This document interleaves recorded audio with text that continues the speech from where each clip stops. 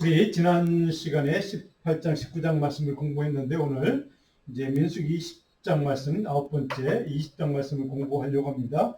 우리 지난주에 제가 드렸던 요절 말씀 히브리서 13장 11절로 12절 말씀 먼저 봉독하고 오늘 본문으로 들어가겠습니다.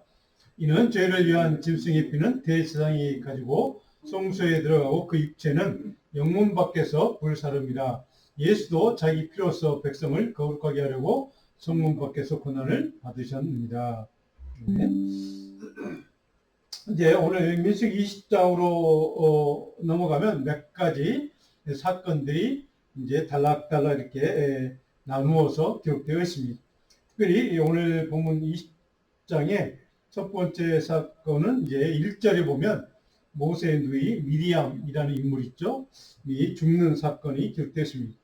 우리 잘 아는 대로 모세, 삼형제, 아론, 미리암까지 이 인물들이 오늘 이제 보면 이스라엘 백성들이 가나안 땅에 점령하기 들어가기 직전 멀리 바라보고 아론, 미리암이 죽고 아론도 죽고 그 다음에 모세도 마지막 죽고 가나안 땅에 결국 들어가지 못하는 그런 사건을 오늘 본문으로 우리가 보게 됩니다. 자, 이 1절에 보면 이렇게 기록되어 있습니다. 같이 한번 읽어볼까요? 오늘 본문 20장 1절. 첫째 달에 이스라엘 자손 곧 온 회중이 신 광야에 이르러 백성이 가데스에 머물더니 미리암이 거기에서 죽음에 거기에 장사되니라. 이렇게 기록되어 있습니다. 자, 오늘 사건의 장소가 어디냐 하는 것이 조금 우리가 눈여겨 살펴볼 필요가 있습니다. 몇 번 보여드린 지도입니다. 한번 지도를 볼까요? 여기 보시면 여기가 지금 이제 바란 광야였고 여기가 지금 가데스 바네아라고 하는 광야입니다. 여기 지금 진을 찍어 머물러 있다가 지금 아마 여기서 왔다 갔다 하고 뭐 이제 우리가 이미 살핀 것처럼 뭐 가나안 땅 정탐도 했고 이런 이제 상황인데 여기서 드디어 하나님이 움직이라고 명령하셔서 이제 가나안 땅으로 들어가려고 이렇게 들어가려고 생각을 가장 가까운 길이거든요. 이 길을 이제 통과해서 가려고 하는 이야기가 오늘 본문에 기록되어 있는데 결국 저 길을 가지 못하는 사건이 오늘 본문 내용에 포함되어 있습니다. 자, 그런데 오늘 이 지역에서 출발하기 전에 지금 미리암이라는 인물이 여기서 이제 죽고 거기서 장사되었다 하는 것으로 일절이 지금 한 사건이 기록되어 있습니다. 자, 오늘 이 사건이 본문의 사건이 기록된 때는 출애굽 후 40년이니까 이제 가나안 땅 입성하기 직전 바로 광야의 마지막 해입니다. 광야 생활의 마지막 해쯤에서 일어났던 사건이 몇 가지 사건이 20절에 기록되어 있는 내용들입니다. 첫 번째로 미리암이 죽었다, 거기서 장사되었다 하는 게 기록되어 있습니다. 장소는 가데스 바네아 신광야라고 하는 곳인데 신광야가 바로 어딘가 우리 이미 살펴본 적이 있습니다. 여기가 이제 보통 신광야 이렇게 되죠. 신광야 이 동네로 얘기하죠. 그 강의 가데스 바네아 바로 그 땅에서 이제 여기 모압이라는 우리가 에돔이 있고 뭐 모압 있고 이렇게 이제 살펴볼 텐데 이 에돔의 지경 가운데 한 곳입니다. 에돔 땅의 지경 가운데 한 곳에 가데스 바네아에서 머무르고 있는 상황입니다. 자, 가나안 땅에 들어가지 못하는 이제 미리암은 먼저 죽고 그 다음에 이제 아론도 죽고 결국 모세도 이제 이렇게 죽고 마는 사건들을 우리가 이제 앞으로 살펴볼 텐데요. 아마 이때 이 사건이 일어날 때는 38년 정도의 광야의 생활, 그 방랑의 생활을 이제 다 끝내고 가나안 땅으로 입성하기 전에 아마 그 무렵에 있었던 사건으로 우리가 이해를 해볼 수가 있습니다. 우리가 아는 것처럼 이 살펴본 것처럼 미리암이라는 인물은 아버지가 아므람이었고 어머니 요게벳이었죠. 모세의 뭐 어머니 우리 잘 아는 인물이죠. 동생은 물론 아론과 이제 모세였죠. 자, 이 삼남매는 레위 가문 출신, 레위 지파 출신입니다. 이미 출애굽 2장에 살펴보았습니다. 그래서 잘 아는 것처럼 미리암이라는 인물은 갓난 아이 시절에 모세를 이제 구해주고 모세를 이제 키웠던 이제 그런 인물이었던 걸 잘 압니다. 출애굽 2장에 기록되어 있는 사건입니다. 물론 이 미리암을 이제 선지자로 표현하기도 합니다. 잘한 것처럼 미리암의 찬양이라는 거 살펴봤죠. 출애굽기 15장에서 미리암의 찬양, 하나님의 출애굽의 구원의 은혜를 찬양했던 그 찬양 시편이죠. 자, 마지막 미리암의 모세는 조금 안 좋게 끝나는 것을 우리는 이미 살펴보았습니다. 모세를 비방했죠. 그러다 하나님의 징계로 문둥병, 한생병에 걸려서 이제 마지막 인생의 마지막 때는 조금 비참하게 우리가 민수기 12장에서 살펴본 내용입니다. 그리고 이제 오늘 본문에서 여기서 죽었다. 거기서 장사되었다. 가나안 땅에 들어가지 못하고 약속의 땅에 가지 못하고 이제 그 광야에서 묻히게 되는 그런 비극으로 끝나게 되었습니다. 자, 오늘 조금 이따 살펴보겠지만 아론도 이제 조금 있다가 죽게 되고, 물론 모세도 이제 광야에 방랑생활 40년째 죽고, 이런 사건들이 이제 그 가문이 그 시대가 끝나는, 출애굽의 1세대가 끝나는 이제 그런 사건들이 오늘 본문에 이제 기록되어 내용입니다. 자, 오늘 본문 2절로 9절, 20장 2절로 9절까지의 내용은 두 번째로 무리바 사건이 기록됐습니다. 우리가 이미 살펴본 반석에서 물이 난 사건, 우리가 잘 보인 두 번째 사건이기도 합니다. 자, 20장 2절을 보면 회중이 물이 없으므로 모세와 아론에게 모여들었다. 자, 물이 없어서 목말랐겠죠. 사람들이 모세와 아론에게 몰려든 이유가 뭐겠습니까? 불평하게 해서, 불만하게 해서, 원망하게 해서, 그들을 욕하게 해서 몰려들었다는 얘기입니다. 자, 3절에 보니까 백성이 모세와 다투었다, 싸웠다는 얘기입니다. 말하여 이르되 우리 형제들 여호와 앞에서 죽었을 때에 우리도 그때 이미 같이 죽었으면 참 좋았을 텐데. 4절에도 또 이렇게 얘기합니다. 너희가 어찌하여 우리 여호와의 회중을, 우리 백성들을 이 광야에까지 멀리까지, 그것도 거의 40년 동안 방랑하게 만들어서 우리를 이렇게 비참하게 힘들게 물이 없어 목말라 죽게 만드느냐? 라고 이제 불평하고 원망하는 내용이 4절에 기록됐습니다. 5절에 또 이런 내용으로 불평 불만합니다. 너희가 어찌하여 우리를 애굽에서 나오게 한 것 자체를 출애굽의 해방의 은혜를 감사하다고 했던 그들이 그 애굽 땅에서 우리를 나오게 했다는 것 때문에 다시 또 원망하고 과거를 회개하고 과거가 더 낫다, 종살이했던 시대가 더 낫다라고 하는 그런 생각들을 보여주는 아주 나쁜 이스라엘 백성들의 습관이었죠. 그것을 이제 보여주는 이야기가 5절에도 기록되어 있습니다. 그래서 그들은 그 애굽 종살이했던 그 땅보다 5절에 보니까 이 나쁜 곳으로, 그때보다 더 나쁜 곳으로 우리를 인도해서 우리 죽게 만드느냐라고 불평하는 그들의 모습, 그들의 영적인 시각, 관점, 이런 것을 우리가 보게 됩니다. 자, 6절에 보면 모세와 아론이 이제 그들의 불평과 원망에 대해서 이렇게 답변을 합니다. 어떻게 합니까? 말로 하지 않습니다. 회망문에 이르러 엎드림에 하나님 앞에 나가 회개하며 기도했다는 얘기입니다. 저 백성들이 이렇게 우리를 향해서 하나님 원망하는데 하나님 용서해 주십시오라고 백성들 전체를 위해서 용서를 구하는 중보 기도를 그들은 지금 하고 있다는 사실입니다. 그들의 원망과 불평 불만에서 한마디 이런 방법 대꾸하지 않았습니다. 그저 하나님 앞에 나가서 불쌍히 여겨달라고 용서해달라고 기도했을 뿐입니다. 그때 하나님은 어떻게 그들의 회개 기도에 응답하시는가? 6절 마지막에 보니까 여호와의 영광이 그들에게 나타났다라고 증언해 주고 있습니다. 그들의 회개 기도를 하나님이 응답하셨다, 받으셨다 하는 것을 이렇게 이 한 단어로 영광이 그들에게 임했다, 이 말씀으로 표현하고 있습니다. 자, 그러면서 하나님이 이제 모세에게 명령합니다. 지팡이, 내게 내가 명했던 그 지팡이를 가지고 내 형 아론과 함께 회중을 모아놓고 그들의 목전에서 너희는 반석에게 명령하여 물을 내라. 자, 명령하여 물을 반석에서 내라라고 분명히 하나님 이렇게 명령하셨습니다.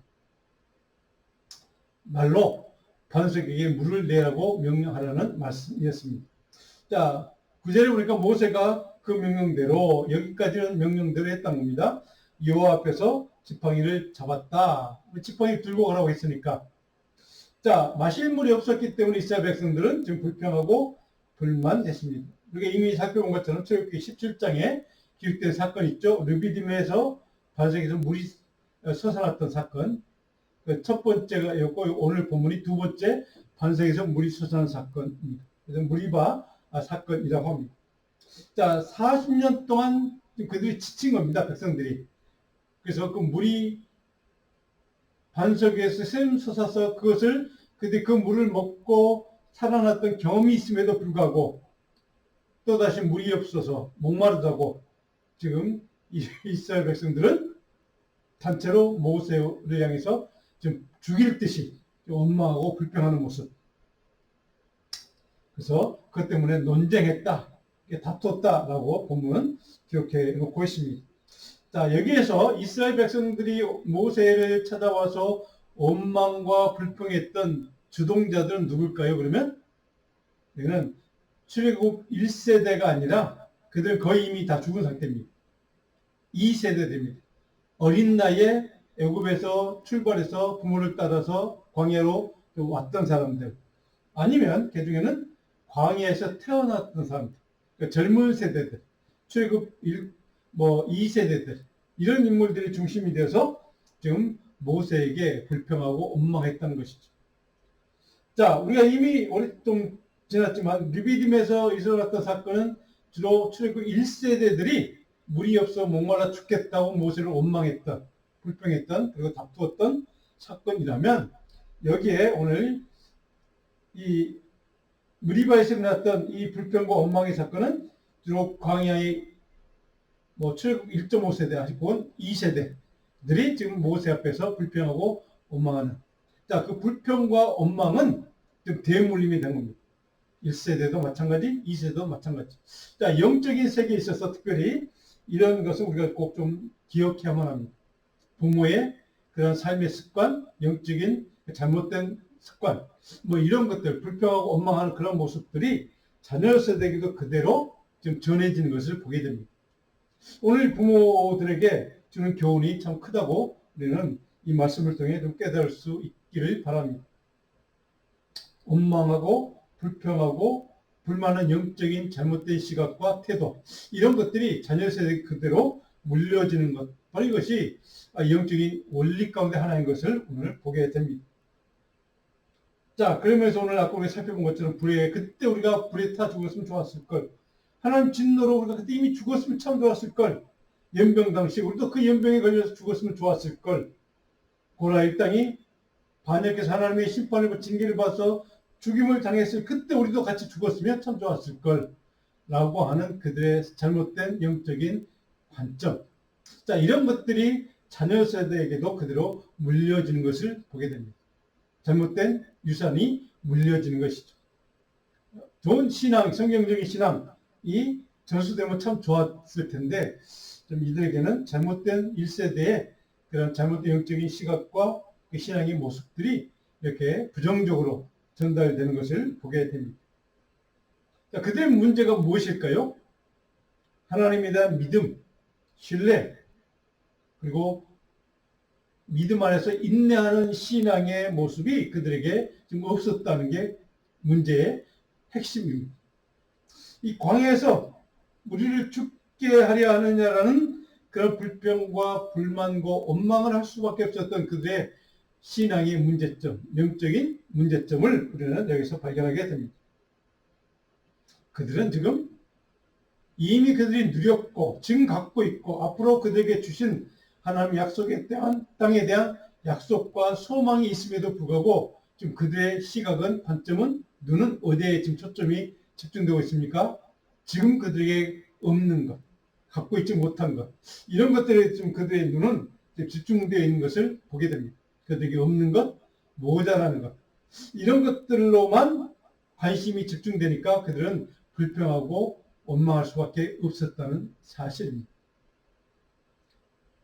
하나님의 도우심, 그들 하나님이 베풀어 주었던 기적, 수많은 기적을 그들은 광야의 삶을 통해서 맛보았음에도 불구하고 그 하나님이 주셨던 약속의 땅을 향해서 가는 여정임에도 불구하고 그들은 이렇게 그들이 갖지 못한 것, 없는 것, 부족한 것, 이런 것들에만 지금 시각이 집중되므로 하나님 향해서 원망할 수밖에 없었고, 불평과 불만할 수밖에 없었다는 사실.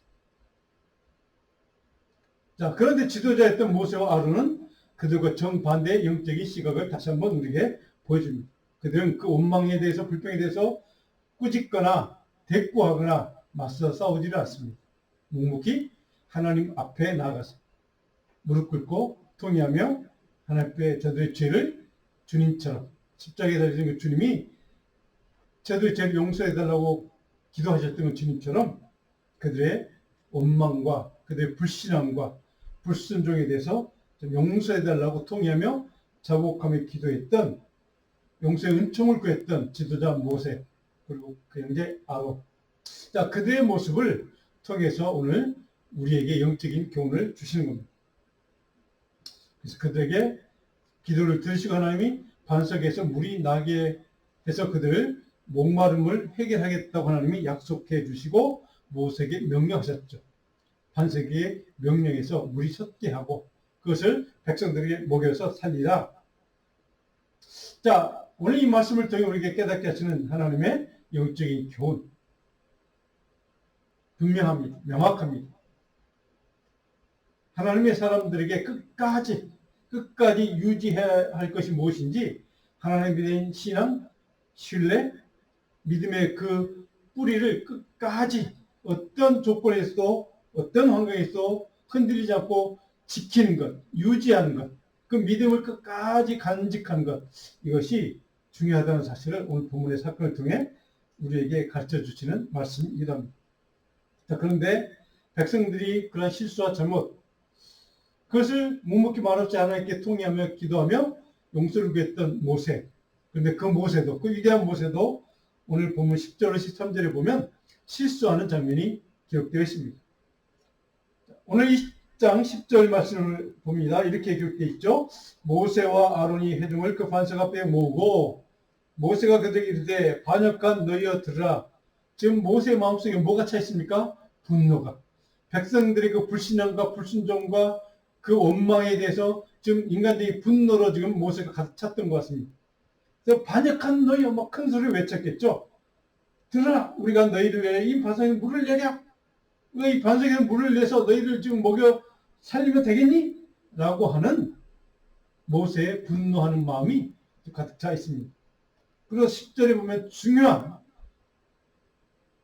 그 마음이 어떠했는가를 알 수 있는 단서를 실마리를 제공하는 단어가 하나 있죠. 우리가 너희를 위하여. 자, 하나님이 명령하셔서 반석에서 물을 내서 백성을 먹이라고 하는 말씀이 조금 바로 앞에 기록되어 있습니다. 근데 여기서 모세는 우리가, 아론과 내가 너희를 목마름을 해결해서 반석에서 물을 내줄까? 라고 생각했던 모세의 영적인 실수. 바로 이것이 우리가라는 단어에서 우리가 찾아볼 수가 있습니다. 자, 11절에 보면 모세가 그의 손을 들어 그의 지팡이로 반석을 두 번 치니, 자, 여기에 이것이 모세가 하나님 말씀에 대한 그 분노하는 마음 때문에 순간 아마 화가 나서 반석을, 지팡이 들고 있던 지팡이로 반석을 두 번 크게 내리쳤다. 이렇게 기록되어 있습니다. 근데 우리가 아까 살펴봤던 하나님은 어떻게 명령하셨습니까? 반석의 명령에서 말로 물을 내게 해서 백성들을 갈급함을, 이 목마름을 해결하도록 해라라고 말씀하셨는데 모세는 지금 두 번을 지팡이 내려쳤다. 이렇게 기록되어 있다는 것, 우리가 잘 아는 사건이죠. 자, 그래서 그 모세의 실수를 하나님은 놓치지 않고 이렇게 지적하십니다. 12절을 같이 한번 읽어볼까요? 20장 12절. 여호와께서 모세와 아론에게 이르시되 너희가 나를 믿지 아니하고 이스라엘 자손의 목전에서 내 거룩함을 나타내지 아니한 고로 너희는 이 회중을 내가 그들에게 준 땅으로 인도하여 드리지 못하리라. 자, 하나님 바로 그 실수를 바로 지적하십니다.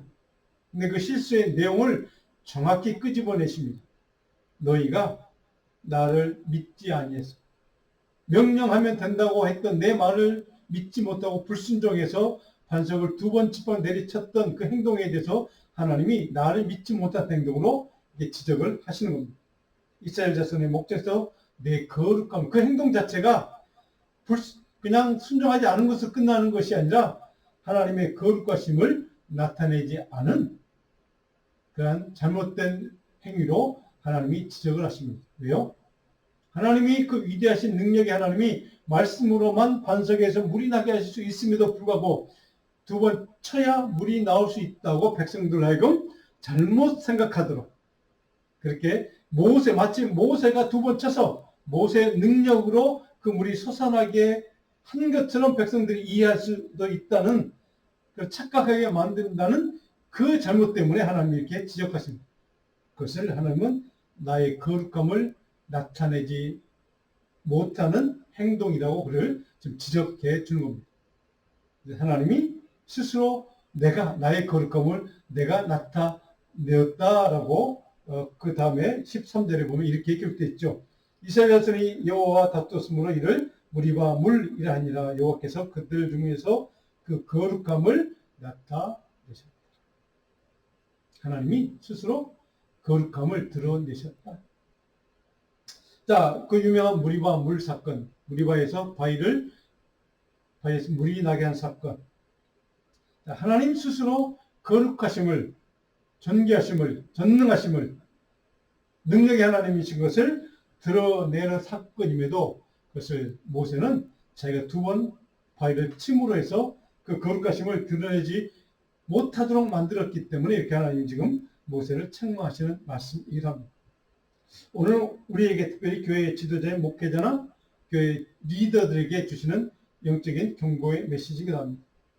우리가 모든 하는 목회자에게, 특별히 목회자가 하는 모든 영적인 리더십들만 말씀이든 그것이 교회 행정이든 상관없이 그 어떤 일이든지 하나님의 거룩하심을 드러내지 못하는 것이라면 철저하게 그것을 배격해야 한다는 것을 말씀하고 있습니다. 혹이라도 자신의 영광, 자신의 이름을 드러내려고 하는 것이라면 철저하게 배격해야만 한다는 것을 하나님은 분명하게 이 사건을 통해 우리에게 가르쳐 주시는 겁니다.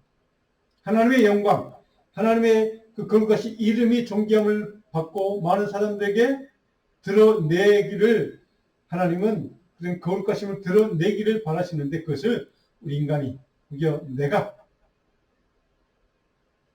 바로 그 하나님이 받으시는, 하나님이 드러내시는 그 영광, 그 하나님의 이름이 드러날 그 자리에 내 이름이 드러나기를 바라는 욕망, 탐욕, 그런 것이 그 자리에 들어가지 못하도록, 틈타지 못하도록 정확하게 지금 지적해주는 말씀이기도 합니다.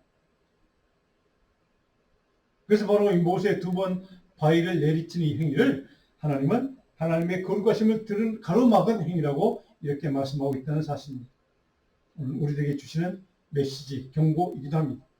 하나님의 거룩하심을 가로막는 자기의 이름을 그 대신에 자기의 이름을, 자기의 명예를 드러내는 그 잘못된 생각들, 이런 것들을 철저하게 배격하기를 주님은 원하신다는 사실을 분명히 우리에게 말씀하고 있습니다. 모세는 그것까지도 철저하게 하나님의 명령대로 말씀대로 순종하지 못했던 실수를 좀 보여주고 있습니다.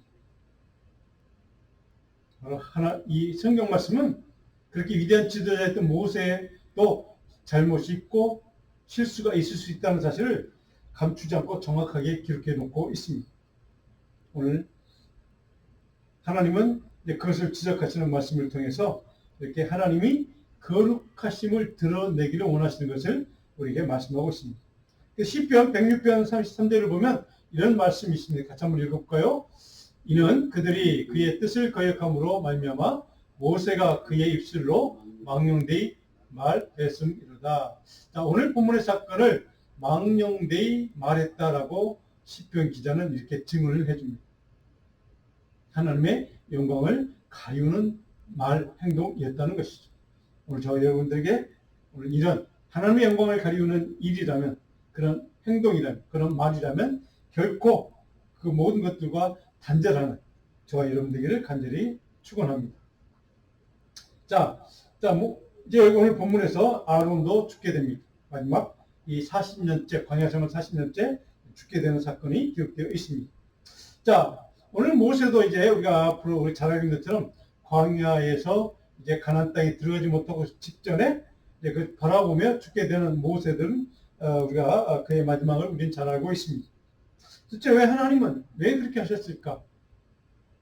이는 분노 조금 했다는 것 때문에 하나님은 그렇게 징계해서 모세와 아론을 가나안 땅에 들어가지 못하고 여기에 죽게 만드시는 하나님의 마음이 참 좀 이해가 안 되기도 하고 좀 섭섭하기도 그런 생각도 이렇게 할 수가 있습니다.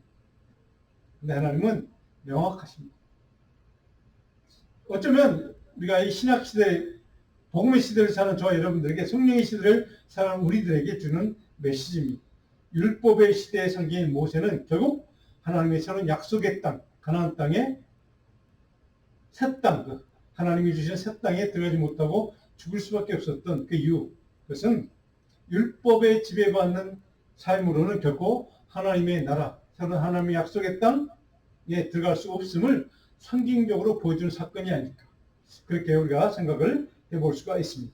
그러니까 구속사적인 관점에서 보면 율법으로는 결코 하나님 나라의 구원의 은혜를 누릴 수가 없다는 사실을 바로 그들이 가나안 땅을 들어가지 못하고 마지막 여기에서 죽게 되는 그런 사건에 통해서 우리가 가르쳐주는 하나님의 메시지가 아닐까 우리는 생각을 해볼 수가 있습니다. 그래서 율법의 시대와 복음의 시대, 그런 시대, 두 시대의 차이를 우리는 여기서 발견하게 됩니다. 자, 오늘 본문의 내용의 이제 마지막 부분에 가면 2장 14절 1절에는 어떤 사건이 기록되는가? 이제 가나안 땅을 향해서 출발을 다시 가데스 바네에서 이제 하게 됩니다. 근데 첫 번째로 그들이 부딪힌 땅, 에돔 땅이라고 있습니다. 에돔 백성들이 있습니다. 그 에돔 사건이라고 불리는 사건이 기록된 내용이 14절로 21절에 기록됐습니다. 14절 보면 이런 말씀이 있습니다. 모세가 가데스에서 에돔 왕에게 사신을 보내서 이르되 당신의 형제 이스라엘의 말에 우리가 당한 모든 고난을 당신도 아시거니와 에돔 사람들을 에돔 땅을 통과해서 가나안 땅을 가야 되는 상황입니다. 그래서 정중하게 모세가 사신을 보내서 사절을 보내서 우리가 당신 땅을 좀 통과해서 지나가야 되는데 좀 허락해 주십시오라고 정중하게 요청하는 이야기입니다. 15절을 보면 우리 조상들이 애굽으로 내려갔으므로 16절에 우리가 여호와께 부르짖었더니 우리를 애굽에 해방시켜서 이제 약속의 땅 가나안 땅을 우리가 통과해서 그곳을 향해서 가려고 합니다. 제발 당신의 나라 땅을 통과해서 가도록 좀 허용해 주십시오 라고 정중하게 요청하는 이야기입니다. 17절에 이렇게 읽혀집니다. 청하건대 우리에게 당신의 땅을 지나가게 하소서. 우리가 밭으로나 포도원으로 지나가지 아니하고 우물물도 마시지 아니하고 왕의 큰 길로만 지나가고 당신의 지경에서 나가기까지 왼쪽으로나 오른쪽으로나 치우치지 아니하고 그냥 우리 갈 길만 가겠습니다 라고 부탁을 합니다. 자, 18절 보니까 에돔 왕이 대답하되 너는 우리 가운데로 지나가지 못한다. 단호하게 거절합니다. 두 번이나 요청합니다. 근데 두 번 다 단호하게 NO. 에돔 왕이 군대를 이끌고 그들을 지금 그러니까 공격하겠다고 이렇게 선포까지 합니다.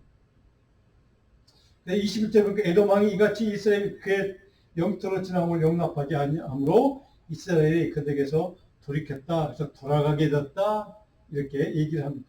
자, 여기에서 이런 주목해야 될 단어가 하나 있습니다. 왕의 큰 길이라는 단어를 여러분 꼭 밑줄 긋고 기억하십시오. 왕의 큰 길이 도대체 뭘까? 자, 지도를 보면 여러분들이 좀 이해가 될 것 같습니다. 한번 몇 가지 지도를 볼까요? 자, 여기에서 지금 여기 가데스 바네아라고 하는 여기 땅에서 머무릅니다. 여기에 지금 에돔 땅, 이렇게 해서 이렇게 가면 가나안 땅까지 가장 최단시일에 갈 수 있는 이제 금방 갈 수 있는 며칠이면 갈 수 있는 거리라고 생각해서 이 땅으로 가겠습니다 하고 에돔 지경을 이렇게 잠깐 딱 건너가야 됩니다. 그런데 그것을 허락하지 않는 겁니다. 자, 에돔이라는 땅이 있죠. 그 다음 지도를 한번 볼까요?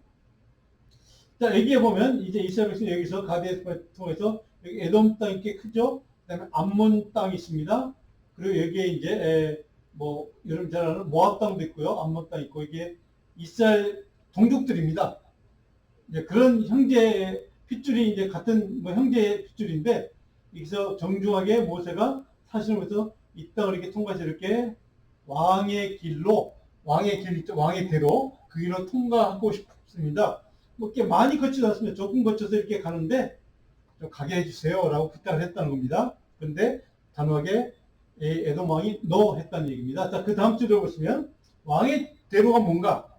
자, 지금 여기가 지금 여기가 좀 여기 있습니다. 그래서 여기 지금 에돔 땅입니다. 이게 에돔 땅, 지금의 요르단 땅입니다. 그래서 여기에서 이렇게 해서 이렇게 타고 이렇게 왕의 길로 이렇게 가려고 합니다. 가나안 땅까지 가려고 해요. 허락해 달라고 부탁을 합니다. 근데 노 했다는데 요 길이 지금 왕의 대로 제가 몇 년 전에 성주시를 이 길을 타고 이제 가봤습니다. 페트라는 유명한 관광지가 있는데요. 요 길이 이제 왕의 대로라고 하는 이스라엘에서 유명한 길입니다. 그러니까 구약 시대 때 이제 앞으로 우리가 살펴볼 뭐 열왕기서 가면 이제 자세하게 등장합니다.